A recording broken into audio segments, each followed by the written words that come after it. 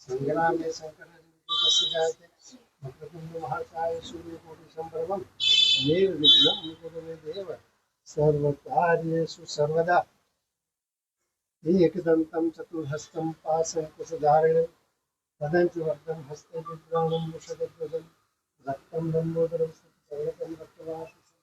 रक्तगन्धां युक्ताङ्गं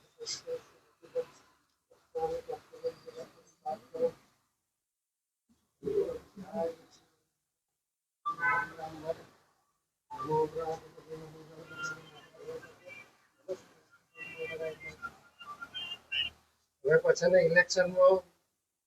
મોદી સાહેબને 3/4 મળે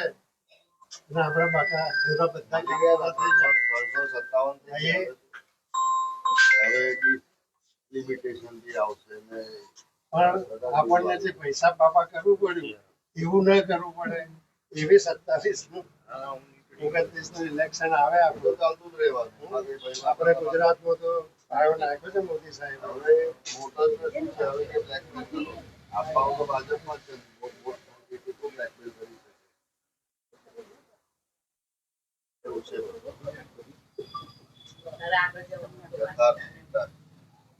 હિન્દીમાં છે હિન્દીમાં જો કોઈ ઉપયોગ કરવાના હોય તો મારી પાસે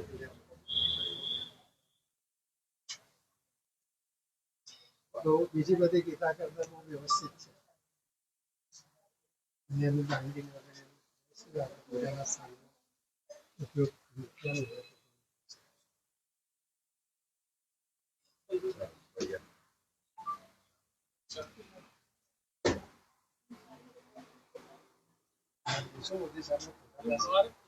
અમને તો અહીંયા મોદી સાહેબના ફોટા પાસે આપ ફરી પડાવી લેજો આપણે ગુરુ પૂર્ણિમા શુભેચ્છાઓ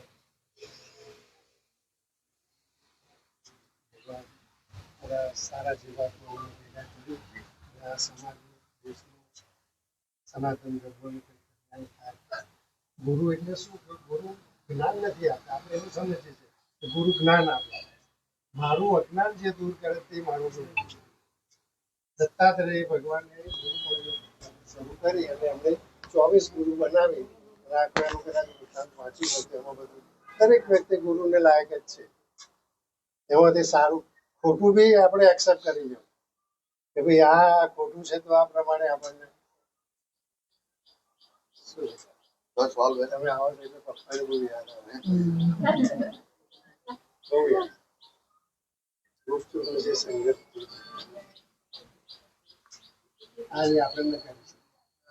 આજે આપણે યુઝ ટુ થઈ ગયા છે આપણે મળ્યું છે આપણે થઈ ગયા સાચવી વસ્તુ નહોતું હા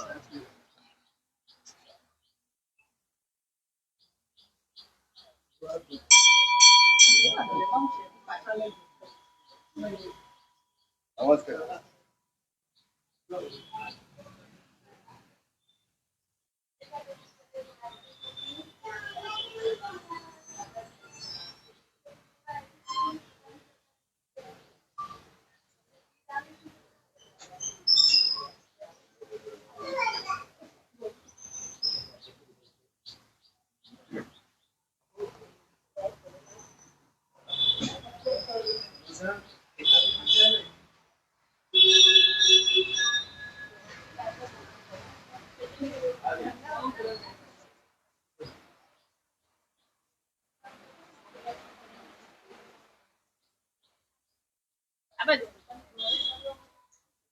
આમ ફરી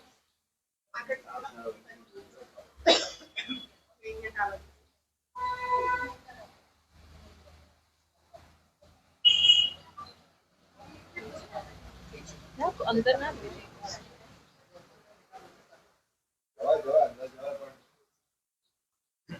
અંદર જણાનું નામ ગ્રહોનું પહેલું નામ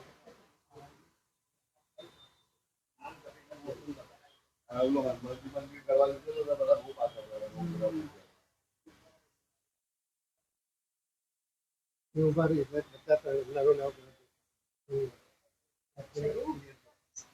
हाँ बराबर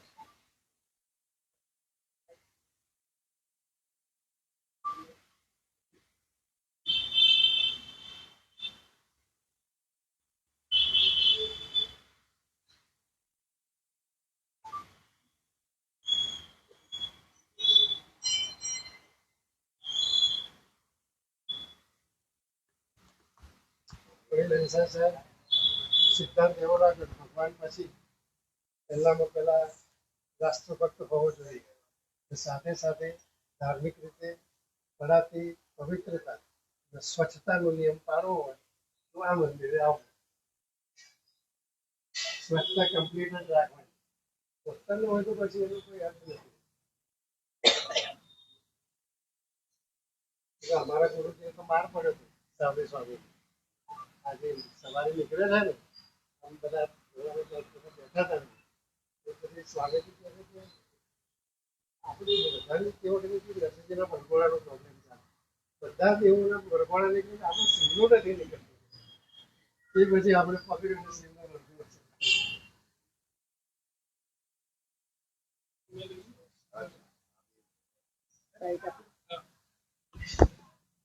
सर आज गुरु पूर्णिमा है और आज कौन से मंदिर में है?